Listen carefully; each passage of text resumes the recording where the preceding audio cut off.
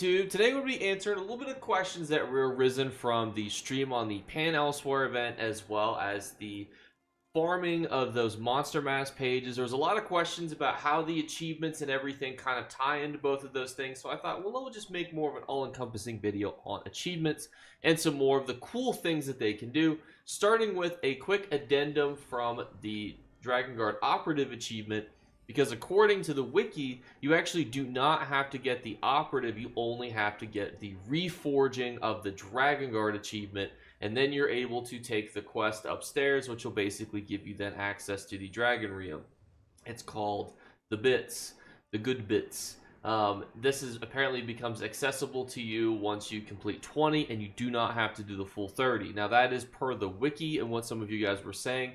I personally cannot remember my experience because it's been so long since I've done this, but I will tell you that it also gives you access to this chest right here. So it's worth doing, honestly, just for this chest, because this chest also gives you the ability to roll for a motive, which we'll see if we get right here. Hopefully I don't have to redo this video. And you can see that we actually do get a motive. We got the Moon Priest, as well as some other goodies for us to be able to kind of sell here, which is pretty neat. Definitely worth farming, I think, regardless. We also have about a 2 to 3 week estimate on when this event is going to get started for us.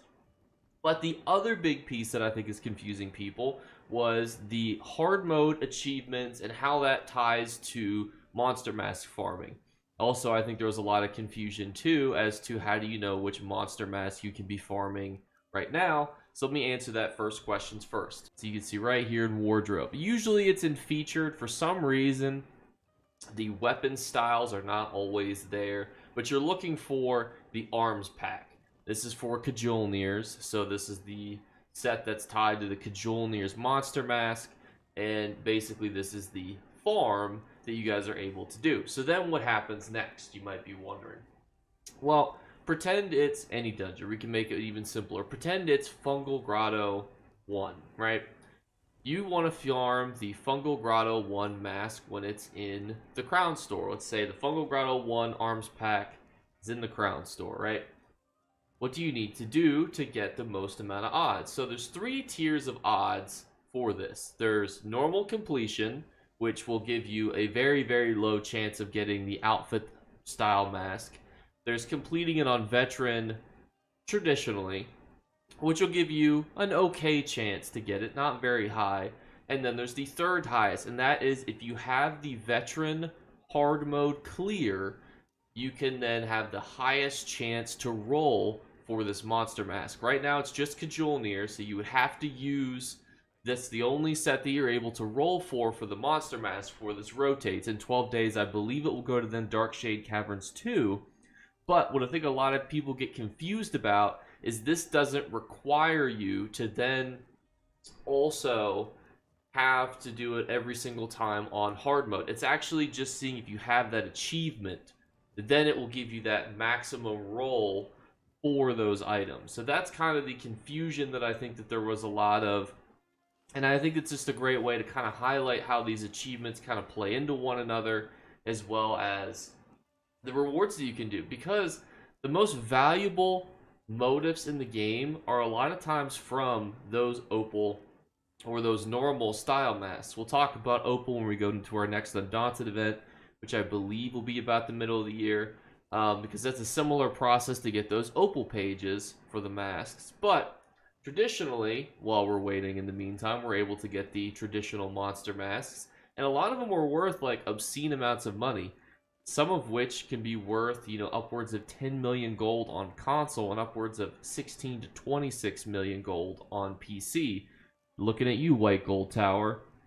It's because it makes you look like Sauron. But setting that to the side, and if you're ever actually curious what any of them look like, it's actually the styles of what they look like just from their actual set drop. So for example, this is how the helmet looks. You can see that I have the helmet here. That's how exactly how it would look, the actual style page. The heavy, medium, and light, I believe, also always all look the same. So if you were doing any of these and you Earthgore, pretend for example it's in the arms pack, then you're able to see for it here. Another way you can tell is you can see if the shoulder is currently purchasable in the Undaunted vendor. So let's take a quick moment to go over to the Undaunted vendor. Here we are at the Undaunted vendors. Now every Undaunted vendor is going to give you different loot pools for different monster sets. That also extends to the shoulders that you would be looking for. For example, Gillerin's is not having, he doesn't have Kajolnir, so he's not going to have it. Same with Maj. You're going to have to go over to this lady over here, and she will be able to sell you the shoulder. This is just a quicker way to check, depending on if it's faster to go through the crown store, because sometimes they put it in obtuse places, or to talk to the actual vendors. But as a quick reminder too, you can always buy these cheap 1-key rolls. I always suggest the 1-key rolls. I think it's a fast way to complete the sticker book for the shoulder pieces throughout the entirety of the vendor, and they give you much better odds because, as you can see, you're not just rolling for a chance to get the shoulder, you're also rolling for a chance to get mercenary motifs, jewelry, the harmony trait, and more, ornate gear. There's a lot of really good stuff that you can get here that's got a lot of good value. If you just buy a shoulder, that's all you're getting, unfortunately. So keep that in mind when you're kind of making a decision on how you want to turn over your keys. But I figured I'd make this video to kind of go over the confusion for the Dragon Guard Operative achievement.